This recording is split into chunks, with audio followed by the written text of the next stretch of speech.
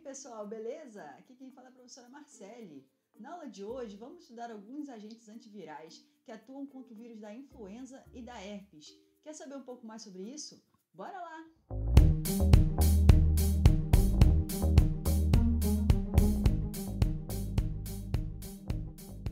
Bem, vamos começar a aula de hoje relembrando alguns aspectos sobre os vírus. Os vírus são agentes infecciosos incapazes de se reproduzir fora das células de seus hospedeiros. A partícula viral fora de seu hospedeiro é denominada vírus. Ela consiste em um genoma, ou seja, ácidos nucleicos, que podem ser RNA ou DNA, representados aqui genericamente em laranja, os quais estão envolvidos por uma capa proteica denominada capsídeo, representada em azul. Esse, por sua vez, é formado por unidades estruturais repetitivas simétricas, denominadas protômeros. O conjunto formado pelo ácido nucleico e seu revestimento proteico é denominado núcleo capsídeo. Em alguns vírus, o núcleo capsídeo pode conter algumas enzimas chaves, em roxo, essenciais para a replicação viral. Uma membrana ou envelope lipoproteico pode estar presente em alguns vírus, que pode conter glicoproteínas antigênicas, que são obtidas quando as novas partículas são liberadas por brotamento através das membranas das células do hospedeiro. Os vírus são classificados pelo tipo de genoma, DNA ou RNA, pela presença de filamento simples ou duplo, e pela forma como ocorre a sua replicação. Alguns vírus de DNA são patogênicos aos seres humanos, como, por exemplo, os herpes vírus, que podem causar catapora, herpes zoster, herpes labial, dentre outras enfermidades, e o poxvírus, causador da varíola. Alguns vírus de RNA patogênicos são os paramyxovírus, causadores do sarampo e da rubéola, os arbovírus, causadores de doenças transmitidas por artrópodes, como a dengue e a febre amarela, e os retrovírus, como o vírus HIV, causador da AIDS. Uma vez que os vírus são parasitas intracelulares obrigatórios e não contam com sistema metabólico próprio, precisam penetrar em uma célula do hospedeiro vivo, onde usam a maquinaria celular da própria vítima para se replicar. A primeira etapa desse processo, denominada adsorção, representada em vermelho, é facilitada por meio do reconhecimento dos polipeptídeos que estão presentes no envelope ou no capsídeo viral, pelos receptores da célula do hospedeiro. Esses receptores são constituintes normais da membrana, como, por exemplo, receptores para citocinas, neurotransmissores e hormônios, canais iônicos, glicoproteínas de membranas, dentre outros. Após a adsorção, pode ocorrer a fusão, representada em azul, do núcleo capsídeo com a membrana plasmática da célula hospedeira, ou a internalização, na qual o complexo vírus-receptor penetra por endocitose. Posteriormente, a capa viral pode ser removida durante o processo denominado liberação, representado em verde, que normalmente ocorre por meio da ação de enzimas lisossomais do hospedeiro, liberando assim o genoma viral no interior da célula. Ocorrem então os processos de replicação, transcrição e tradução, representados em amarelo, do material genético do vírus. Esses processos podem ocorrer de diferentes formas, conforme os tipos de vírus, mas o objetivo final é produzir material genético e as proteínas do capsídeo. Essas estruturas são montadas, gerando a estrutura do núcleo capsídeo, que podem então sofrer o processo de construção, onde incorporam o envoltório lipoproteico, antes de serem liberadas para o meio extracelular, onde pode infectar novas células e assim reiniciar o ciclo vital. Os medicamentos antivirais são úteis no combate a doenças virais onde não existe uma vacina eficaz ou onde a infecção já aconteceu. O ciclo do vírus implica que, na maior parte do seu tempo no nosso organismo, ele se encontra no interior de uma célula hospedeira, onde pode escapar tanto do sistema imunológico quanto dos medicamentos que estão circulando no sangue. Por utilizar os mecanismos bioquímicos da célula hospedeira para se multiplicar, o número de alvos potenciais para a atuação de fármacos que sejam exclusivos do vírus é mais limitado. Portanto, a busca por antivirais eficazes tem se mostrado mais desafiadora do que a de antibacterianos, tanto que apenas 3 medicamentos antivirais clinicamente úteis estavam em uso antes do início da década de 80. Desde então, o progresso se acelerou por 2 principais razões: a necessidade de enfrentar a epidemia de AIDS e o aumento da compreensão dos mecanismos infecciosos virais, resultantes da pesquisa genômica viral, que permitiu identificar genes que codificam proteínas-chave do vírus e que, portanto, podem ser estudadas como potenciais alvos moleculares para ação de fármacos.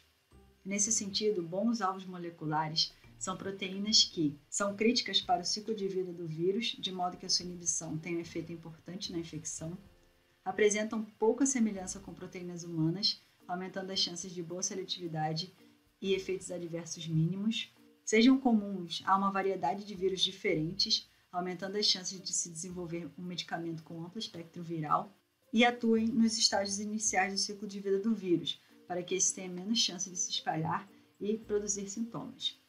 A maioria dos medicamentos antivirais em uso hoje age contra o HIV, herpes vírus, hepatite B e hepatite C. Excluindo os medicamentos desenvolvidos para o tratamento do HIV, há mais medicamentos disponíveis para o tratamento dos vírus de DNA do que para os vírus de RNA. Poucos dos medicamentos apresentam ampla atividade contra vírus de DNA e RNA simultaneamente. Doenças como herpes e HIV são crônicas em países desenvolvidos, sendo, portanto, mais estudadas. Em contraste, menos pesquisas são realizadas sobre doenças virais prevalentes em países em desenvolvimento, como febres tropicais, como a dengue, e febres hemorrágicas, como o ebola.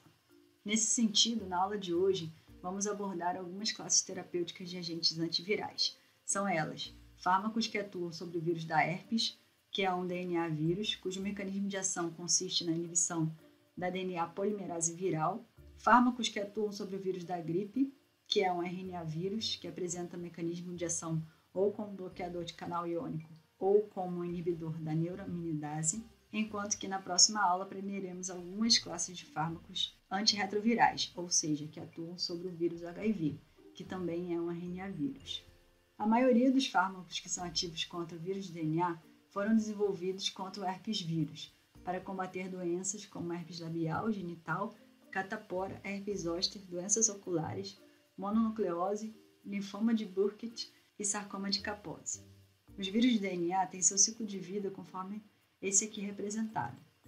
Os análogos de nucleosídeos têm sido particularmente eficazes contra esses tipos de vírus, pois são capazes de impedir a replicação do DNA viral, que ocorre no interior do núcleo da célula hospedeira, como representado em laranja. Isso acontece por meio da inibição de uma enzima-chave para esse processo, denominada DNA polimerase, cujo papel é adicionar nucleotídeos um por um à fita crescente de DNA, incorporando somente aqueles que são complementares à fita molde. Uma vez inibida a síntese de DNA, a montagem e a liberação de novas partículas virais, representadas em verde, não pode ser realizada com sucesso. A maioria dos inibidores de DNA polimerase viral são análogos de nucleosídeos, ou seja, possuem estrutura semelhante aos blocos de construção do DNA, que estão representados aqui em azul.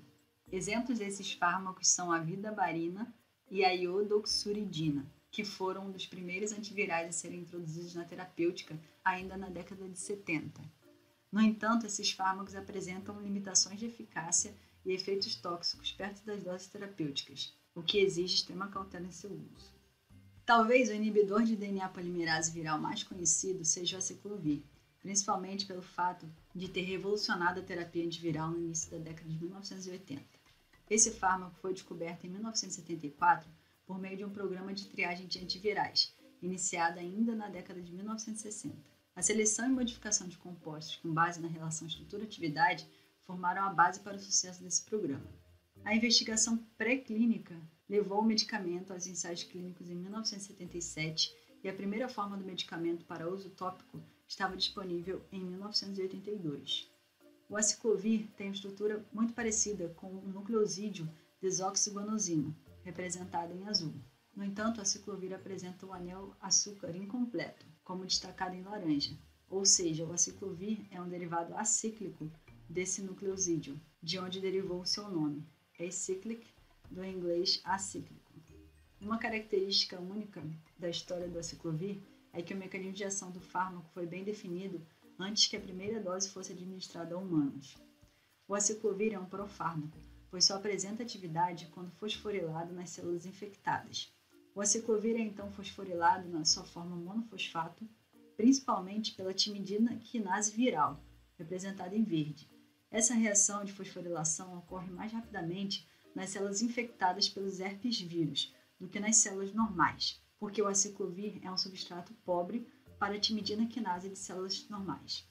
O monofosfato de aciclovir é então fosforilado nas formas de fosfato e trifosfato, principalmente por enzimas timidina quinases da célula hospedeira infectada, representada em amarelo. À medida que a fosforilação ocorre, o fármaco é ativado e se concentra cada vez mais na célula infectada, o que adiciona outro componente seletivo à ação do fármaco. Assim, o trifosfato de aciclovir inibe competitivamente a DNA polimerase em condições mais baixas do que a DNA polimerase celular. Além disso, o trifosfato de aciclovir é incorporado na cadeia de DNA viral durante a síntese do DNA. Como essa molécula não tem o grupo 3-hidroxila de um açúcar cíclico, ela termina o alongamento posterior da cadeia de DNA, atuando como finalizador de cadeia. Portanto, o trifosfato de aciclovir impede a síntese de DNA viral ao inibir a DNA polimerase viral, pois compete com o trifosfato de desoxiguanosina, representado em laranja, como substrato para a DNA polimerase viral. Como o trifosfato de aciclovir, representado em rosa, não possui o grupo 3-hidroxila, destacado em amarelo, necessário para o alongamento da cadeia de DNA, a cadeia crescente de DNA é encerrada. Na presença do desoxinucleosídeo trifosfato complementar à próxima posição do molde, a DNA polimerase viral é funcionalmente inativada. É válido ressaltar que o aciclovir trifosfato é um substrato muito melhor para a polimerase viral do que para a adeninase polimerar celular, resultando em pouca incorporação do aciclovir no DNA da célula. A concentração mais alta do metabólito trifosfato ativo nas células infectadas, aliada à maior afinidade pelas polimerases virais, resultam na baixa toxicidade do aciclovir para as células hospedeiras não infectadas. Com relação ao mecanismo molecular de ação desse fármaco, pode-se observar na figura à esquerda um modelo para o processo de replicação acontecendo no domínio catalítico da DNA polimerase, onde os átomos de carbono da DNA polimerase são mostrados em bastões cinza claro, enquanto que os da fita do primer e o trifosfato de desoxitimidina estão representados em cinza escuro. A fita molde, por sua vez, está representada em roxo. As linhas tracejadas em preto representam as ligações de hidrogênio e as interações com os íons metálicos existentes entre o nucleotídeo de entrada e os resíduos do sítio catalítico. Já na figura direita, vemos o complexo terminal do aciclovir incorporado ao DNA em bastões cinza escuro que interage via ligações de hidrogênio, mostrada com traços pretos e realçados em laranja, com a fita molde representada em roxo. Essa interação impede a aproximação e, consequentemente, a reação do trifosfato de desoxitimidina, circulada em azul, com a fita que estava sendo construída. A biodisponibilidade oral do aciclovir é bastante baixa, variando de 15% a 30%. Para superar isso, diversos análogos e profármacos foram desenvolvidos para aumentar a solubilidade em água ou para aumentar a absorção do aciclovir pelo trato gastrointestinal. Por exemplo, o valaciclovir é um éster da valina do aciclovir, destacado em rosa, que é absorvido no intestino com muito mais eficácia do que o aciclovir, resultando em concentrações plasmáticas mais altas do que o medicamento precursor. Esse profármaco é utilizado no tratamento de infecções por varicela zoster. O deciclovir é um profármaco do aciclovir que não possui o grupo carbonila na posição 6 do anel purínico, como mostrado em rosa, e é mais solúvel em água do que o aciclovir. Essa molécula é metabolizada pelas xantinoxidases celulares que oxidam a posição 6 para produzir o aciclovir. Por ser bastante tóxico, tem seu potencial terapêutico limitado. O ganciclovir é um análogo do aciclovir que contém um grupo extra do tipo hidroximetileno em rosa que aumenta sua polaridade e, consequentemente, a sua hidrossolubilidade. Já o valganciclovir atua como profármaco do ganciclovir. Esses fármacos são úteis no tratamento de infecções por citomegalovírus, nas quais o aciclovir não apresenta atividade. Agora vamos estudar fármacos que atuam sobre o vírus causador da gripe, denominado vírus influenza, que é uma das principais causas de mortalidade, especialmente entre idosos ou pacientes com sistema imunológico debilitado. Esse vírus já foi responsável por inúmeras pandemias na história da humanidade, dentre as quais se destacam a gripe espanhola, ocorrida em 1918, e mais recentemente, em 2019, a pandemia causada pelo vírus H1N1, conhecido como vírus da gripe suína. Devido à sua alta taxa de variação antigênica, apresenta um grande risco para o advento de novas pandemias. Portanto, o vírus influenza é um vírus de RNA que infecta as células epiteliais do trato respiratório superior. O nucleocapsídeo do vírus contém o RNA viral de fita simples senso negativo e uma enzima viral denominada RNA polimerase. Ao redor do nucleocapsídeo há um envelope membranoso derivado de células hospedeiras que contém duas glicoproteínas virais chamadas neuraminidase, NA, e hemaglutinina, HA. Essa última adquiriu seu nome porque pode ligar viriões às hemácias, causando a hemaglutinação.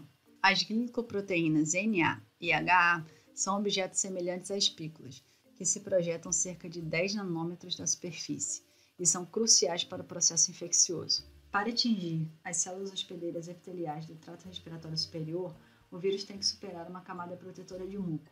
A proteína viral NA é fundamental para esse processo, uma vez que as secreções da mucosa são ricas em glicoproteínas e glicolipídios, que possuem um substituinte terminal de açúcar chamado ácido ciálico, também denominado ácido acetilneuramínico.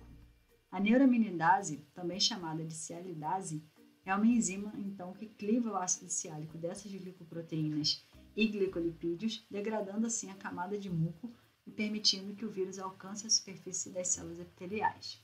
Uma vez que o vírus atinge a célula epitelial, ocorre a adsorção, por meio da qual o vírus se liga a glicoconjugados celulares que estão presentes na membrana da célula hospedeira e que possuem uma porção terminal de ácido ciálico. A proteína viral HA é fundamental para esse processo.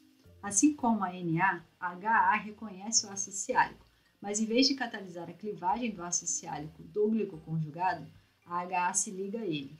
Uma vez que o vírion tenha sido absorvido, a membrana celular se projeta para dentro, levando a partícula viral com ela, em um processo denominado endocitose mediada por receptor, que promove então a desintegração do nucleocapsídeo, liberando assim o RNA viral e a RNA polimerase, que então entram no núcleo da célula.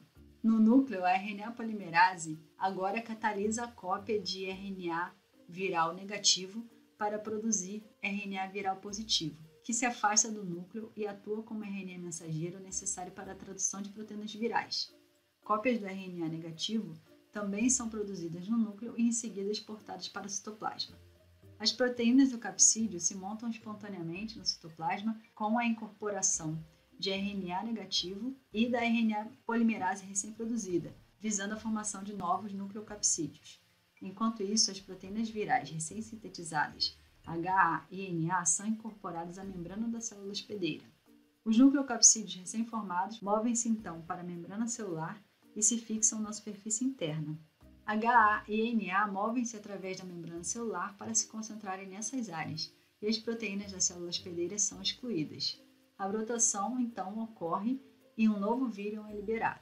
A NA auxilia nessa liberação, hidrolisando qualquer interação que ocorra entre HA no vírus e os conjugados de ácido ciálico na membrana da célula hospedeira. É importante notar o papel crucial das proteínas HA e NA no ciclo de vida do vírus influenza. Além disso, elas podem atuar como antígenos. Portanto, em tese, deveria ser possível preparar vacinas que permitiriam o organismo ganhar imunidade contra o vírus da gripe. Essas vacinas estão disponíveis, mas não são totalmente protetoras e perdem o seu efeito protetor com o tempo. Isso ocorre porque o vírus da gripe pode variar os aminoácidos presentes em HA e NA, tornando esses antígenos irreconhecíveis para os anticorpos que os reconheceram originalmente, um processo denominado variação antigênica. A razão pela qual isso ocorre pode estar relacionada à RNA polimerase, que é uma enzima relativamente sujeita a erros, e significa que o RNA viral que codifica HA e NA não é tão consistente. Variações no código genético levam a mudanças nos aminoácidos presentes em NA e HA, o que resulta em diferentes tipos do vírus da gripe. Por esses motivos, a descoberta e desenvolvimento de antivirais para o tratamento da gripe é de fundamental importância. Nesse contexto, os primeiros medicamentos antivirais usados clinicamente contra a gripe foram os adamantanos, dentre os quais a amantadina é a substância líder da classe, que foi descoberta por triagem randômica ainda na década de 1960. A amantadina pode inibir a infecção viral de duas maneiras. Em baixas concentrações, ela inibe a replicação do vírus influenza A, bloqueando um canal iônico viral denominado proteína da matriz M2, como destacado em amarelo. Em concentrações mais altas, a sua natureza básica torna-se importante. Ela tampona o pH dos endossomos, evitando o ambiente ácido necessário para HA fundir a membrana viral com a do endossomo. Esses mecanismos inibem a penetração e a remoção do vírus. Infelizmente, o vírus pode sofrer mutação na presença de amantadina, para formar variantes resistentes. A amantadina se liga a uma região específica do canal iônico M2 e as variantes resistentes têm mutações que alteram a largura do canal. A rimantadina foi aprovada em 1993 como uma alternativa menos tóxica à amantadina para o tratamento da influenza A. Infelizmente, nenhuma delas é eficaz contra a influenza B, pois esses vírus não contêm a proteína de matriz M2. Ainda assim, os efeitos adversos também são um problema, possivelmente devido aos efeitos nos canais iônicos da célula hospedeira. Visto que a neuraminidase tem papel crucial no processo infeccioso, essa enzima é um alvo promissor para o desenvolvimento de potenciais agentes antivirais. Na verdade, um programa de triagem para inibidores de neuraminidase foi realizado em 1966, embora sem sucesso. Na sequência disso, os pesquisadores começaram a projetar o inibidor de estado de transição baseado no mecanismo enzimático. Esse trabalho progrediu lentamente até que a enzima foi isolada e a sua estrutura cristalina estudada por cristalografia de raio-x e modelagem molecular. Esses estudos demonstraram que a neuraminidase é uma glicoproteína tetramérica em forma de cogumelo ancorada à membrana viral por uma única sequência hidrofóbica de cerca de 29 aminoácidos. Como resultado, a parte superficial pode ser estudada de uma forma independente sem a perda da atividade antigênica ou enzimática. Estudos de cristalografia de raio-x mostraram que o sítio ativo é uma bolsa profunda localizada centralmente em cada subunidade da proteína, como destacado em amarelo. Existem dois tipos principais de enzimas, correspondentes aos vírus influenza A e influenza B, e vários subtipos. Devido à facilidade com que ocorrem as mutações, existe uma grande diversidade de aminoácidos que constituem os vários tipos e subtipos da enzima. No entanto, 18 aminoácidos que constituem o próprio sítio ativo são conservados. Logo, qualquer inibidor projetado para encaixá-lo tem uma boa chance de inibir todas as cepas do vírus da gripe. Além disso, foi observado que o sítio ativo é bastante diferente em estrutura dos sítios ativos de enzimas bacterianas ou de mamíferos comparáveis. Então, há uma forte possibilidade que esses inibidores sejam antivirais seletivos. Para compreender o mecanismo catalítico dessa enzima, ela foi cristalizada com o ácido ciálico, que é o produto da reação catalisada pela neuraminidase ligada ao sítio ativo. A estrutura desse complexo foi determinada por cristalografia de raio-x, onde é possível observar que o ácido ciálico interage com o sítio ativo por meio de uma rede de ligações de hidrogênio e interações iônicas, como mostrado no gráfico Liggplot. As interações mais importantes envolvem o íon carboxilato do ácido ciálico, que está envolvido em interações iônicas e ligações de hidrogênio com 3 resíduos de arginina, representados em verde, particularmente com a arginina 371, representada em rosa. A fim de alcançar essas interações, o ácido ciálico deve ser distorcido de uma conformação em cadeira, onde o íon carboxilato está na posição axial, para uma conformação pseudobarco menos estável, onde o íon carboxilato ocupa a posição equatorial. Existem outras 3 regiões ou bolsas de ligações importantes no sítio ativo. A cadeia lateral de glicerol do ácido ciálico, em C6, preenche um desses bolsos, interagindo com resíduos de arginina, aspartato e uma molécula de água via ligações de hidrogênio, representadas em amarelo. O grupo hidroxilo em C4 está situado em outro bolso de ligação, interagindo com o resíduo de glutamato 277. Finalmente, o substituinte acetamida em C5 se encaixa em um bolso hidrofóbico que é importante para o seu reconhecimento molecular. Com base na análise do sítio ativo, foi proposto um mecanismo de hidrólise realizado pela neuraminidase. A primeira etapa envolve a ligação do substrato, cialosídeo, conforme descrito anteriormente. A segunda etapa envolve a abstração de um próton de uma água ativada pelo aspartato 151, carregado negativamente, e a formação de um intermediário cialosil endocíclico de caráter catiônico, ou seja, o íon oxônio altamente reativo. O glutamato 277 em laranja é proposto para estabilizar a carga positiva no oxigênio glicosídico à medida que o mecanismo prossegue. Ocorre então o ataque nucleofílico da hidroxila ao carbono altamente eletrofílico do íon oxônio, liberando assim o ácido ciálico como anômero alfa, que pode então ser convertido ao anômero beta mais estável. Com base na estrutura do estado de transição que conduz ao intermediário cialosil endocíclico catiônico, análogos de ácido ciálico contendo uma ligação dupla entre as posições C2 e C3 foram sintetizados, visando alcançar a mesma geometria trigonal existente em C2, o que resultou na descoberta do Neu5AC2En. A fim de alcançar a ligação dupla necessária, o grupo hidroxila, originalmente presente em C2 do ácido ciálico, teve que ser removido, o que resultou em menores interações de ligação de hidrogênio com o sítio ativo. Na busca por derivados mais ativos, estudos de modelagem molecular sugeriram que a substituição da hidroxila em C3 por um grupo amino em amarelo poderia gerar um derivado com maior afinidade. Assim, o derivado 4-amino Neu5AC2 foi sintetizado e testado e se mostrou realmente mais interessante do que o seu precursor. Isso foi atribuído à possibilidade de ionização do grupo amino, que pode então realizar interações mais fortes com o sítio ativo.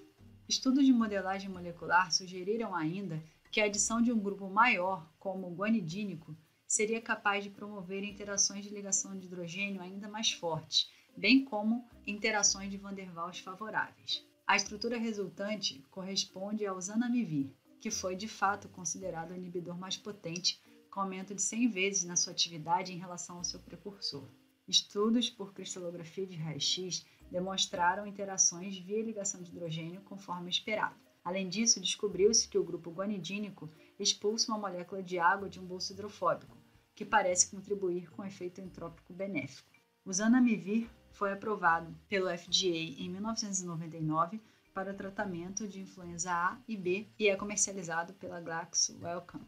Infelizmente, a natureza polar da molécula significa que ela tem uma baixa biodisponibilidade oral, menor que 5%, sendo, portanto, administrada por inalação.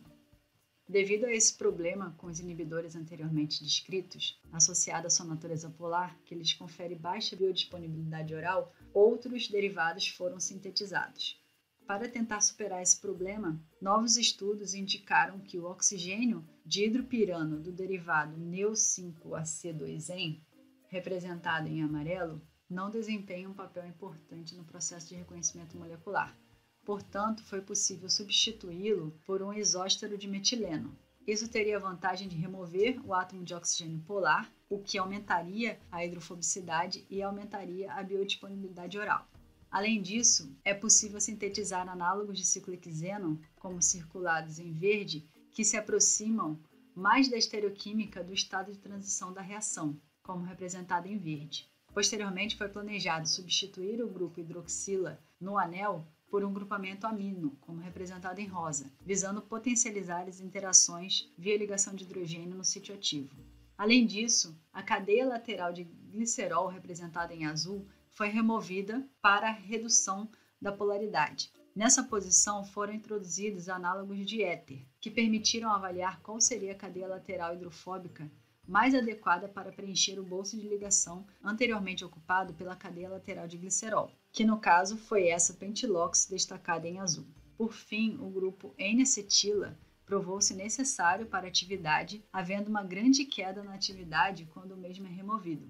A região de ligação para esse grupo tem limitações de funcionalidade e tamanho dos grupos que pode aceitar. Quaisquer variações nessa posição tendem a reduzir a atividade. Além disso, o carboxilato em roxo também é essencial, pois permite a interação com a arginina 371, fundamental para o mecanismo catalítico da enzima. Todas essas modificações e estudos computacionais levaram ao desenvolvimento do oseltamivir, conhecido como Tamiflu, que é o profármaco de éster etílico do GS4071, que foi aprovado em 1999 para o tratamento de influenza A e B. O fármaco é comercializado por La Roche e é administrado por via oral, sendo convertido em GS4071 por esterases no trato gastrointestinal.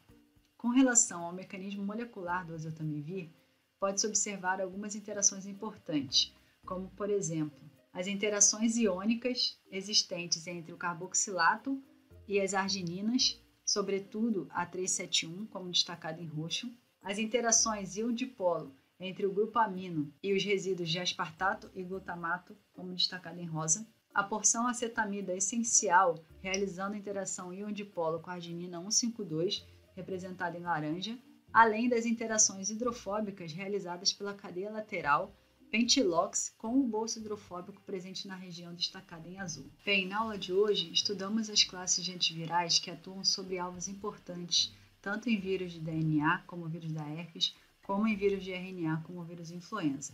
No caso do vírus da herpes, estudamos as classes de inibidores da DNA polimerase, enzima essencial para a construção do material genético do vírus. Dentre os fármacos que apresentam esse mecanismo de ação, destacam-se os análogos de nucleosídeos, como a ciclovir, que mimetizam os nucleotídeos usados pela DNA polimerase para a síntese do DNA, impedindo assim esse processo. Já no caso do vírus influenza, a estratégia mais satisfatória consiste em inibir a enzima neuraminidase, que está presente na superfície do envelope viral, a qual desempenha papel essencial na colonização dos tecidos epiteliais e entrada do vírus na célula. Esses inibidores foram descobertos e desenvolvidos com base em estudos de cristalografia de raio-x e modelagem molecular, o que é considerado um planejamento auxiliado por computador baseado na estrutura do alvo molecular. A partir dessa estratégia, o oseltamivir foi aprovado no final da década de 1990, provando-se um fármaco extremamente útil, inclusive no controle da pandemia de H1N1 que assolou a humanidade entre os anos de 2009 e 2010. Bem, pessoal, por enquanto é isso. Espero que vocês tenham gostado e até mais.